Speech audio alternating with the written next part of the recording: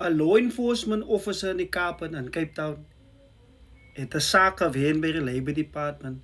Daai persoon het gekry net oor 500,000. Ek dink dit is 550,000 wat hy persoon backpay gekry het van die dag toe hulle vir hom gefire het of gesuspended of haar.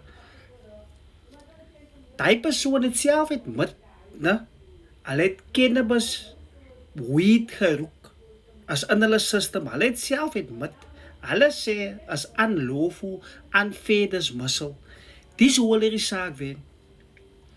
Die law sê, né, sy moet fit vir duty is, sy moet fit is om 'n firearm te hê, sy moet fit is om 'n driver te wees, sy moet fit is om die community safe te hou.